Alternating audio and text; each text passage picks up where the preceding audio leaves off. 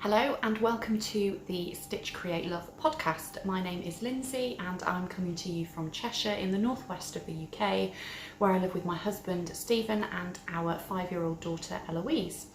You can find me on Instagram and Etsy and Ravelry as Stitch Create Love, and I will pop links to all of those places in the description box below, and I will also put some information on the screen. If you are a returning viewer, welcome back. It's lovely to see you again. It has been a little while since I've filmed anything actually on this channel, and even longer since I filmed a podcast, because I did a lot of Vlogmas videos in between the last episode and this episode. So welcome back. It's lovely to have you with me. Happy New Year. I hope that you had a lovely Christmas period if you celebrate Christmas, and I hope that 2021 is getting off to as good a start for you as it can. More on that in a minute. If you are a new viewer, then welcome. It's lovely to have you with me. I hope that you stick around. I hope you enjoy what you see. If you do, then you can subscribe to the channel.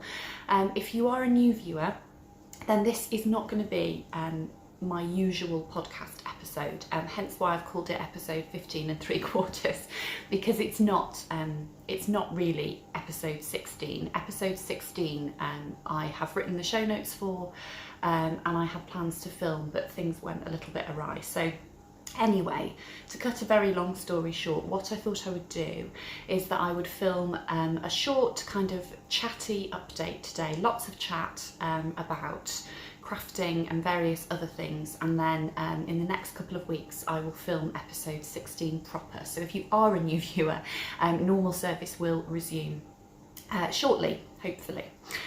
So where to start? As I said, Happy New Year. 2021 hasn't quite got off to the best start for a lot of us, I know. And that's kind of why I'm filming in a slightly different order, really. I keep looking out over here because it's actually snowing really heavily outside at the moment, which is very, very pretty. And I will try and put some footage in. If I haven't already put it in at the start, I'll put it in at the end. And Eloise is playing outside, so she may or may not pop in periodically. She's currently standing there with one very wet, snowy glove. Typical, isn't it? As soon as I sit down to film this, she wants to come in. She's soaking wet. Anyway, she's gone off to get changed now. Okay, yeah, so what was I saying? 2021 hasn't really got off to a great start for a lot of us, which explains why I'm filming this kind of chatty update, really. I'd written the show notes for episode 16, Between Christmas and New Year. I had planned to film that on the 5th of January, which was the day that Eloise was due to go back to school. It's now the 24th of January, I think, Sunday, the 24th of January, because on the 4th of January, the days don't matter, but anyway, the evening before Eloise was due to go back to school, our Prime Minister announced that we were going into another national lockdown in the UK, and that schools were going to close. Great. Yeah, so everything, all my plans just kind of went out the window, really. I had lots of plans for things that I wanted to do with my kind of personal crafting and my personal life. You know, new year, new start and all of that. I had lots of plans business-wise as to what I wanted to do. I had kind of hopes and expectations for Eloise. I had, you know, we were supposed to be going away for a couple of nights. We would just, there's lots of things that we were due to be doing, and I feel that that has all just kind of been completely wrenched away from me, which is a very, very selfish way to look at it, because there are a lot of people who are in far, far worse situations than I'm in, and I acknowledge that and I'm aware of that, and obviously my heart goes out to those people, but it doesn't make it any easier to deal with. And those of you who follow me on Instagram will have seen that I put up a very, very honest post about the way that I was feeling. Having just received the lockdown announcement, I have struggled really for the last couple of weeks to adapt, I suppose, and adjust to what is now a new normal. And I think why I'm struggling with it, and why a lot of people are struggling with it more this time, is because it's difficult to see when, if, how this is all going to end. So yeah, I've struggled, and I haven't really, my head hasn't been in the right place to film a podcast. And now it's been so long since I did film a podcast that I kind of feel like I've got so much to include that it becomes a little bit overwhelming. So I thought, let's get all of the chat out of the way today, and the admin-y bits, and then I will film episode 16 proper for you over the next couple of weeks, because I've got lots of things that I want to talk to you about in that. Talk topic was going to be all about stash, and how, you know, you can build your stash and how you can use your stash, and yeah, and different yarn, different fibres, different yarn fibres, yarn compositions. Yeah, anyway, I'm waffling. I have a cup of tea, which I need, and I don't have a huge amount of time to film this because I'm going out for a walk with a friend very shortly, which we were supposed to do yesterday, and then I decided that the weather forecast wasn't looking great yesterday morning, but when I looked at the weather forecast for this morning, it was looking as if it wasn't going to snow, and now of course this morning it's even worse than yesterday. But you know, it's a bit of snow, it's not going to do any harm, and I need to get out of the house. We are allowed to go and exercise with one other person from another household, so I'm going out on my own. Eloise is going to be staying here. Stephen is decorating. Don't know how that's going to work, but he's just going to have to deal with it. Anyway, so the first thing that I wanted to talk to you about is kind of admin really for the podcast. I was running two make-alongs towards the end of last year. The Time to Zweig knit-along, which I was co-hosting with Kathy from the Whatnot podcast. Hi Kathy, if you're watching, Happy New Year to you. Hope you had a nice Christmas time. Yeah, so we were hosting that together, and I drew winners for that, and those winners have been in touch with me. Thank you very much. Your prizes have not been sent out yet.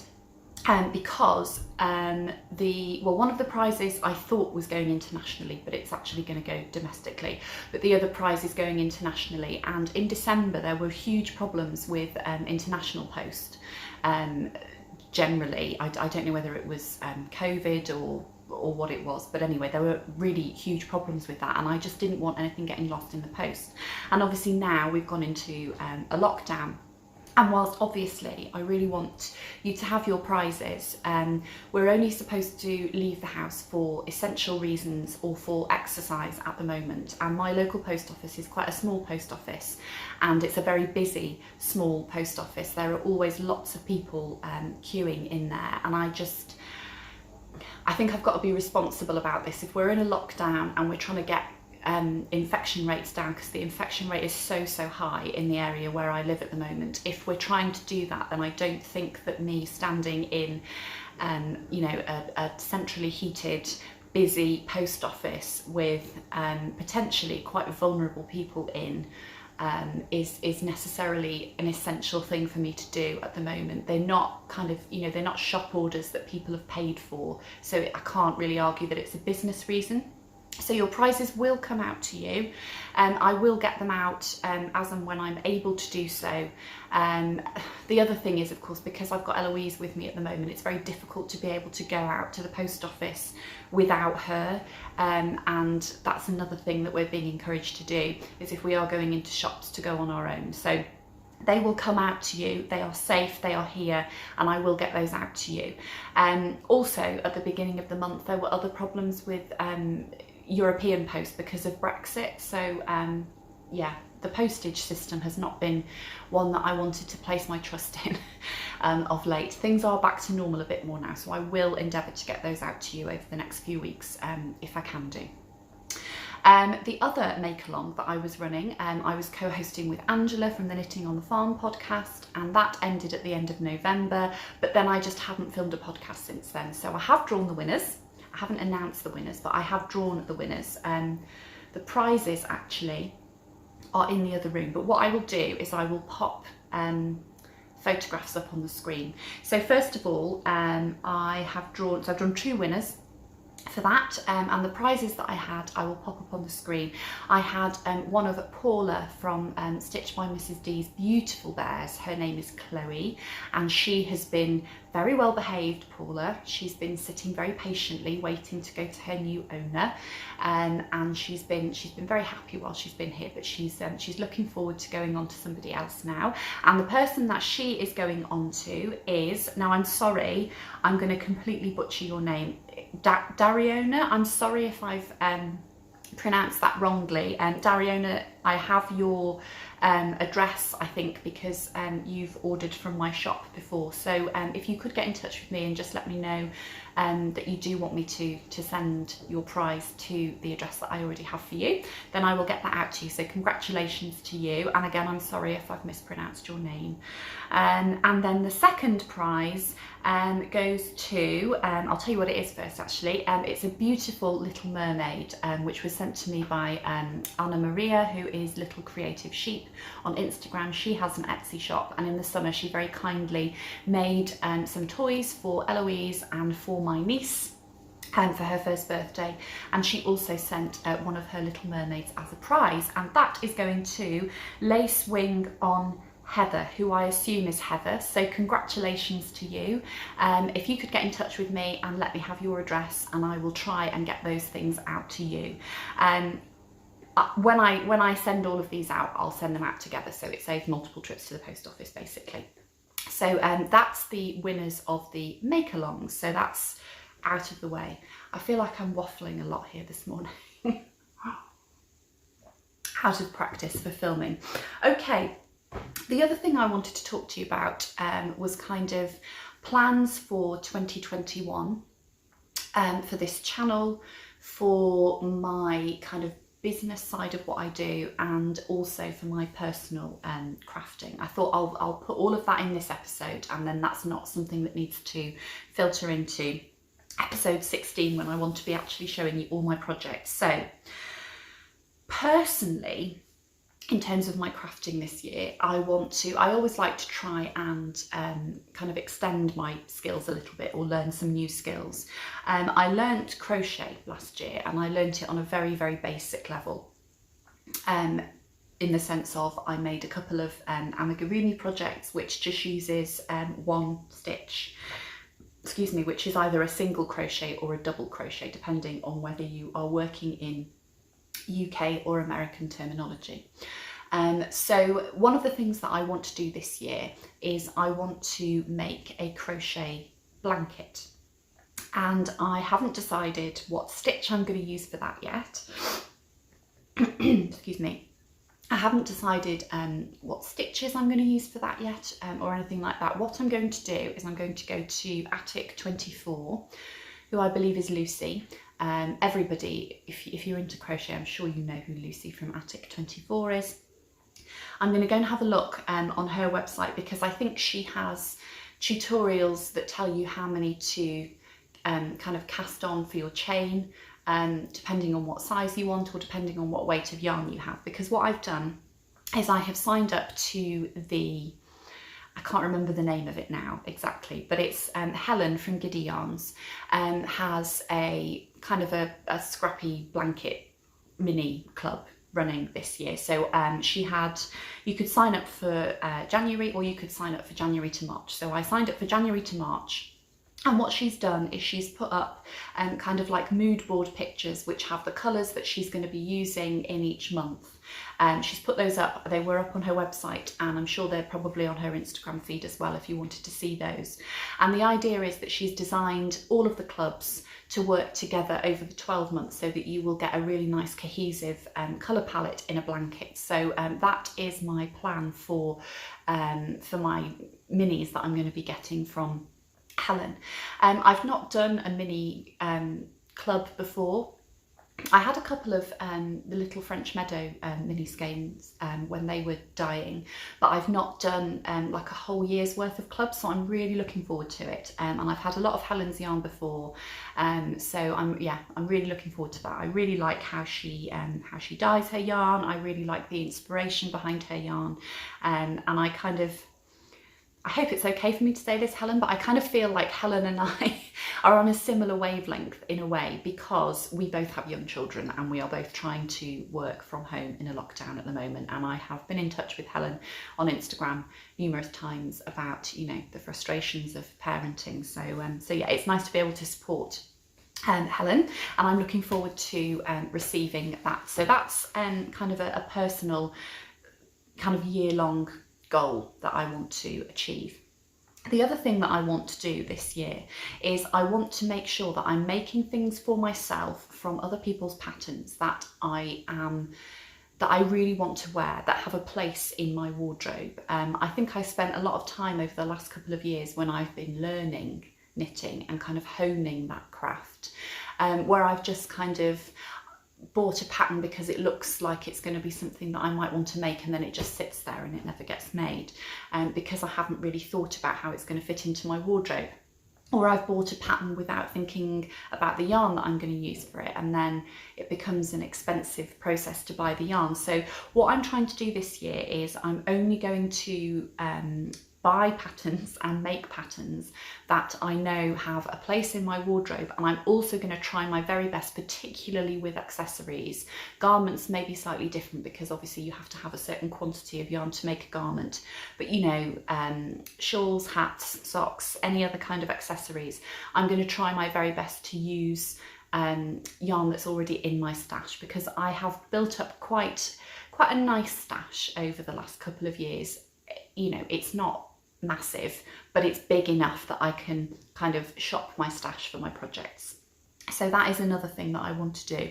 And in the next episode, when I film that, I'm going to show you some of the things that I'm making at the moment, because I have some shawls on my needles that I'm really excited about.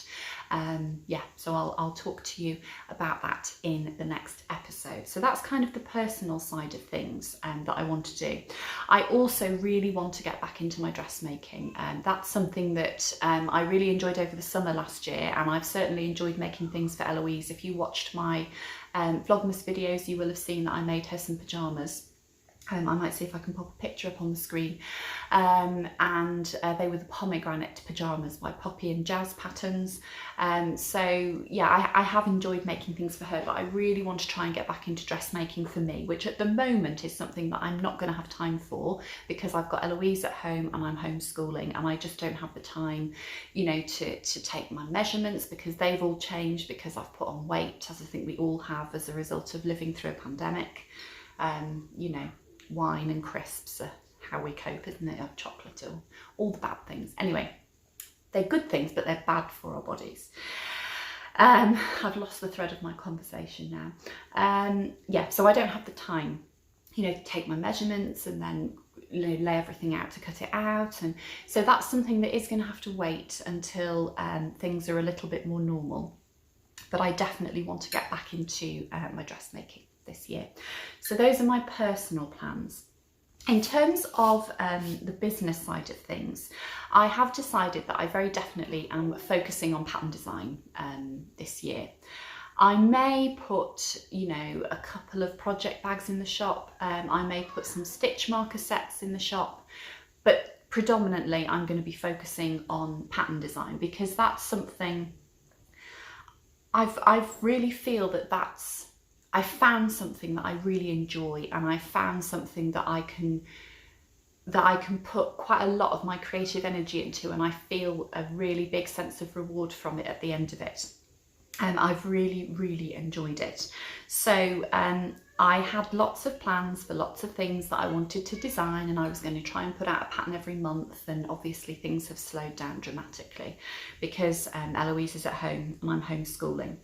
I have got a pattern which is coming out next week, because I'd already started this kind of before lockdown happened. If you follow me on Instagram, you will have already seen it. Look at the state of the bottom of that.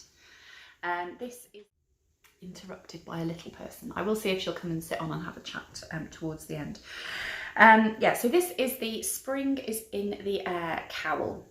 Now, the process of designing this, I started off by thinking that I wanted to design something that had a heart involved in it, because Valentine's Day is coming up in February, and you know, we all put a lot of love into everything that we make, don't we? But I also had a set of mini skeins that I had been gifted by my husband for my birthday last year from lovely Becky at Back to Blighty, and the mini skein set was called Signs of Spring, and I really wanted to use them all in one project, and this seemed perfect. So we've got spring colours. She's just popped in to get something else. You can go now, you can come back and have a chat in a minute. She's just popped in to get something. Anyway, yes, so colours of spring in here, and so I just kind of thought, well, really, although, you know, I was thinking along the lines of love and hearts and Valentine's, really it needs to be spring is in the air. And of course, you know, in the springtime, although it does warm up, it can still be quite chilly, and we do need to have something to keep our necks warm. I'll just pop it on for you, because what I've done with this one is I've made it a little bit tighter around here, because as much as I love my other cowl that I made, my Dance Like No One's Watching cowl, if it's a really, really windy day, I feel like I just need something that's gonna, you know, cover me up here, and this is what I'm going to wear when I go out for my walk later. And also I tend to get quite a cold nose, so you can just kind of, you know, have it up there. There are a lot of face coverings out at the moment, aren't there? I don't think this would qualify as a face covering for the purposes of coronavirus, but if you have a mask on that you don't, you know, like the look of, that's more pretty, isn't it? I really am waffling now. Anyway, so that is out with testers at the moment. My test knitters have knit some absolutely beautiful versions of this. They are all stunning, and when the pattern is released, I will pop all of the tester versions on Instagram on my stories as well, just so that you can see them all. It's coming out, if you're watching this kind of in real time, it's coming out next Friday, so that's the 29th of January, and it will be available on Ravelry and on Etsy as well. So that's the Spring is in the Air cowl. The other thing that I want to focus on pattern wise this year is garments. I knit my first ever sweater last year, and I get so much wear out of that. It's the Whitmore Sweater. You will have seen it before if you are a regular viewer, and if you're not, if you go back to, I think it might be about episode 5, I think I'm wearing it there because I just finished it. Yeah, so I really enjoyed knitting it. I've really enjoyed wearing it. Sorry, there's something sticky on the table here, because of all the, you know, crafting that goes on and with homeschooling. Yeah, so I love wearing it. I loved making it, and now that I have kind of put my toe in the water of pattern design, and I'm going through the design process a lot, I really enjoy coming up with the inspiration behind design. So for example, the ballet for the Dance Like No One's Watching cowl, the bees for my Flight of the Bumblebee socks, the fruits for my seasonal fruit socks, and of course the kind of the hearts and the colours of spring for the cowl that's coming out soon. And I enjoy thinking about how I can incorporate a story into a pattern, into a design. And I really want to be able to do that in garments. So I have cast on, and I've just split for the sleeves on, I don't know whether this will be the first garment pattern that I release or not, and I will explain that in a minute. It's a yoke sweater, and it's going to be called Wishes Come True. And what I've done is I have, across the yoke here, there is a lace pattern which I have designed to look like a little wishbone. When I was kind of thinking about this design, it would look so much better when it's blocked. When I was thinking about this design, I looked at lots of pictures of vintage lace knitting, vintage lace knitted sweaters.